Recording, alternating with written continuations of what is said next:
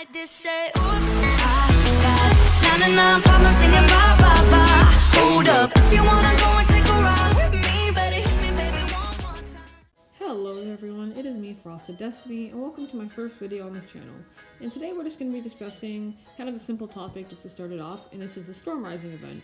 The Storm Rising event was released like a couple days ago, and people weren't too happy about it. The Overwatch community acted like the responses were pretty negative. I enjoyed it, considering this was my first event and I wasn't here last year for Retribution. But when we were allowed to play Retribution, I really did enjoy it. The Overwatch team put a lot more time and effort into Retribution than Storm Rising. Storm Rising took around 6 months to make, and Retribution took a year, which shows the progress that Retribution went through and the progress that Storm Rising went through. Many people believe that, most of the stuff was recycled. Even the enemies, as you can see over here, the trooper, like the assaults and everything, were just recycled from last year. They look the exact same. I'm not really sure why they decided to use the same heroes. Maybe because it's revolved around Talon.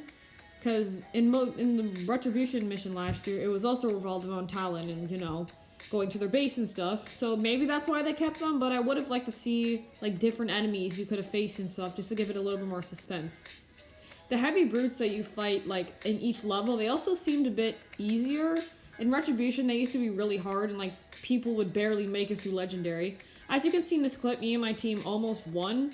You'll see in a bit that we almost won Legendary. The next game I play after this, we won. It only took me about 3 tries to beat, Legendary on Storm Rising, but when I tried Retribution, I still haven't beaten it yet. It also matters about, like, team composition and what heroes you pick and stuff, or if you're just playing on story mode, but as you can see, I was playing on all heroes, and it was just pretty simple.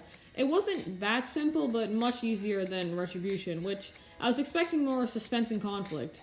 They also kind of misled us on the trailer, with Tracer riding a motorbike, and, like, her chasing Maximilian. It was in the skit that she chased down Maximilian, but I was hoping the mission would be more just, like, not really fighting, but more like chasing down Maximilian. Like, maybe Tracer and the team in, like, the story mode could have been riding motorbikes. I know that would have taken a lot more time to build, but it honestly would have just improved this a lot more, because they really did mislead us, saying, like, showing us that Tracer is going to be riding a motorbike. Instead, it was just in the skit. And moving on to the skit, it was really well put together, and I really liked, the detail they put into it. And the skit at the beginning and the end were awesome. It's just, like, the gameplay, not so much.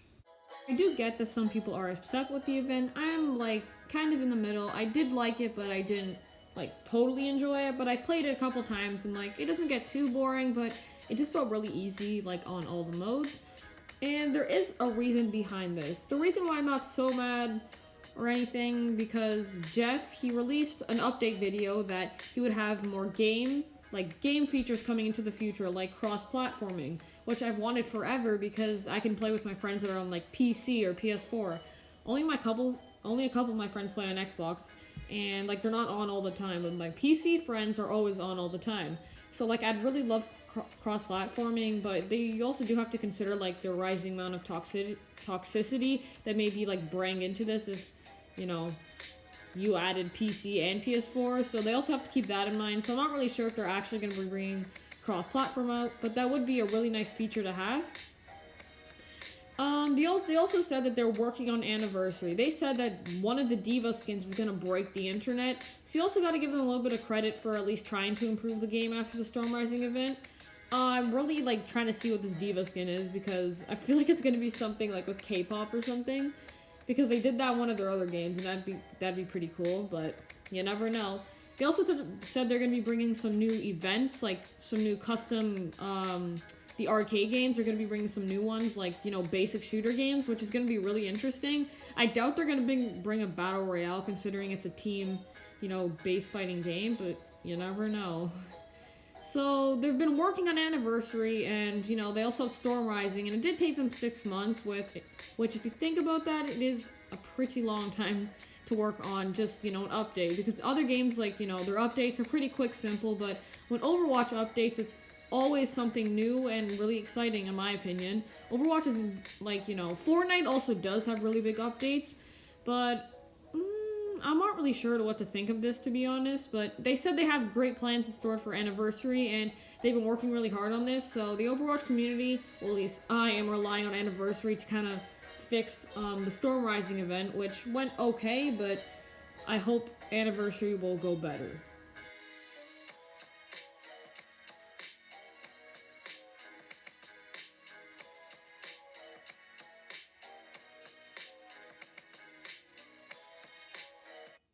Now moving on to the skins. The Tracer Zarya skin was okay. It just looks like a remodel of herself, so I really don't like it. But again, we have the High Ruler Hammond. I really like him and his sunglasses. He just looks adorable. The Clown Junkrat was okay, but it's an epic, so it's a pretty good one. Town Baptiste, I really like the lore behind it. Baptiste. Socialette, or whatever, how the hell you pronounce this. I really like the detail and like the little pink fur coat. Another lore skin. I really do like it, but it's a bit simple for Legendary. The Gwen Sheen is actually from the Diva skin, and I really like the amount of detail that went into it. The Formal 76, again, another lore skin, and I like his gun. It has like a sword at the end. And Deadlock McCree, like, I absolutely love the skin. He just looks on fleek. Overall, the cosmetics of this event weren't that bad. My favorite, like, I'm expecting much better from Anniversary, though, because last year's Anniversary event got, like, you know, the most positive feedback, like Cruiser Diva, like, you know, Cyborg, Hanzo. Like, those skins were, like, amazing. There was, like, so much time and effort actually put into it, and I just really, really did like it. So I'm expecting a lot more from the Anniversary event, and hopefully, Overwatch will, you know, surprise us, and if they don't, then I guess we just gotta deal with it. It's not that big of a deal, though, because I'm just really happy that I even got this game, so you just gotta be grateful, I suppose, but I really did like the cosmetics out of this event. It's more of like a lore event, because Archives is probably one of the more popular events, and it's mostly about the lore, so I understand if the skins weren't as bright or colorful as like Archives or like other events, but you gotta understand, again, it's just related to the lore, and they can't make like McCree blue or something because it doesn't really, like, you know, relate to his lore. He's supposed to be Deadlock McCree and like Formal 76 back in his days, you know, when he was back in the war and stuff, training and stuff. So you just gotta understand that. But I really like the highlight intros as well. Like the dramatic Hammond one is just hilarious. Even though the meme's dead, it's still fine. Overwatch, you're a bit late, but okay. So let me know what you guys think about the Storm Rising, you know, event in the comments. And this was just my opinion and the Overwatch, you know, like what I've seen from comments and stuff. So we all have different opinions. So just let me know what you guys thought of it in the comments below. And let me know what your favorite Archive skin was this year. Bye!